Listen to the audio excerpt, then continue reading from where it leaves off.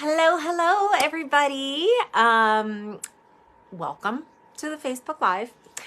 I am coming off an amazing retreat weekend. We had so much fun. Like, we did a lot of deep work and we had so much fun. So, it was just awesome. And we did meditations every morning, and then we had yoga. And on, Friday, we did a lot of shadow work and some group hypno around our shadows. And then we had lots of free time. And then on Saturday, I did a teaching on soul contracts and relationships and how we set up relationships for growth. Even all of those not so great relationships. How we I'm distracted by what's up there.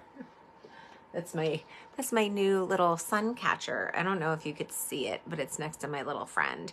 This was a sun catcher. It's a chakra sun catcher that I gave as a gift for all my participants, and I bought one for myself too. And so soul contracts, that all of these really hard, intense relationships that we have are set up for our soul growth and evolution so that we could learn, because the earth is pretty much like a living laboratory. So we're as souls, hey, we want to come down and we want to learn some stuff. And so you come down to earth to learn, because we learn in duality and having really hard life experiences. That's just what happens with humans.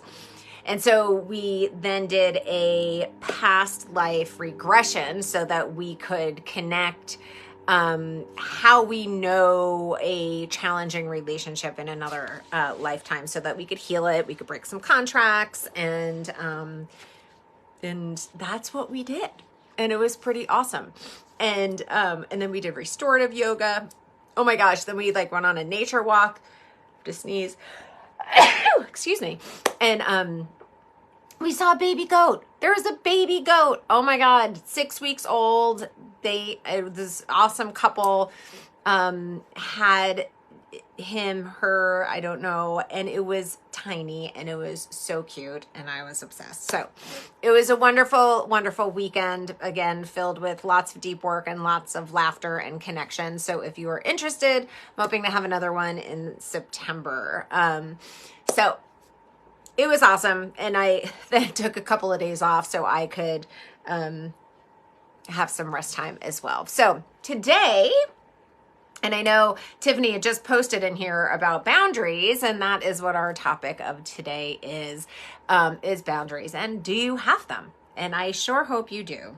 And how good are you setting them in your life? And I commented on her post because I tell my clients often when they start setting boundaries that you're gonna feel guilty. It's gonna feel weird. You're gonna feel guilty. And that guilt, in this perspective, in this way, in this experience, that guilt is growth. So remember that when you are learning how to set boundaries in your life. And so, our boundaries are different. Everybody, it's as individual as a thumbprint is how our boundaries are, and based on family of origin and life experiences and culture, and also just whether you're with your best friend or if you are at a concert, your boundaries are going to be different depending on who you're with and where you are. And so there are essentially 6 different types of boundaries. There are your physical, emotional, psychological / intellectual / mental, spiritual, and sexual, and time. And I'm going to add in another one because I can, is energetic. So I talk about energy a lot. And so, hello people popping up. So Physical boundaries are like what is like legit like your personal space, right? It's like somebody is too close to you, they're standing in your physical space, something that belongs to you, material items. And so, like I'm a big hugger. Like that's a physical thing, right? So like I could go in and hug somebody, but they might not be a hugger. So I want to ask them like, hey, would you like a hug? Like that's an example of physical boundaries. Emotional boundaries are like how you express or repress your feelings. Okay. And so like how others and you can validate or invalidate somebody's feelings. So, somebody saying you're making a big deal about this, or if there's no reason to be upset, like that's an emotional boundary that's being crossed. Also learning like when to share your feelings versus when not to share your feelings. Like if you're sharing all of your feelings, like at a work meeting, that might not be an appropriate boundary, right? So all of these little subtleties. Sorry, I thought I had an animal at my door. Intellectual is similar to emotional, but this has to do with your thoughts, your beliefs, your ideas. So somebody like being a bubble burster, like you're like, I have this great idea. And then they're like, boosh, this is why it's not a good one. Or that's like it's like a total intellectual boundary that was, crossed. It's also about how open you are to somebody else's beliefs, ideas, thoughts that might be different from your own.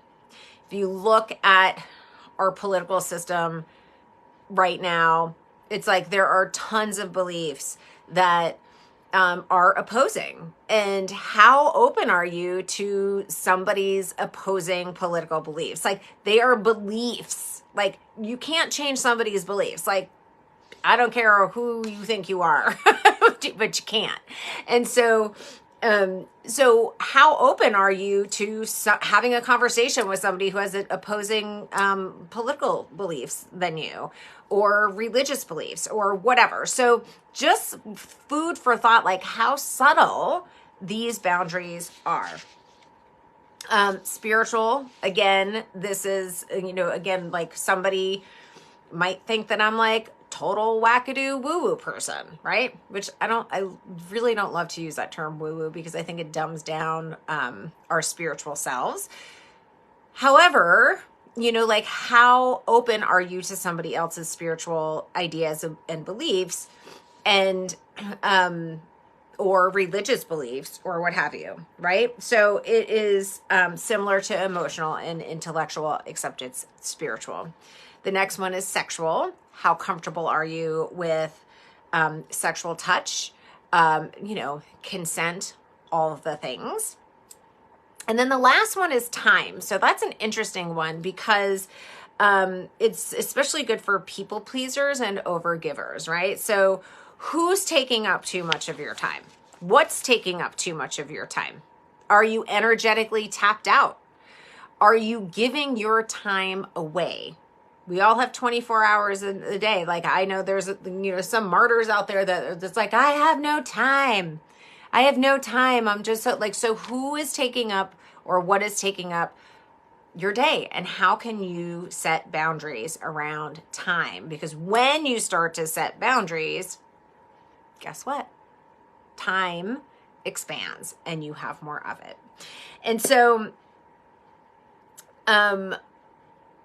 I also like to talk about energetic boundaries because everything is energy. And when you are an empath, when you are a spiritual person, when you are a deep feeler, we are picking up on all of these subtleties. And so that's where energy, because it's like energy and your energy field is really what we're talking about when we're talking about boundaries, because boundaries, and I've said it before, is the psych term for your energy field.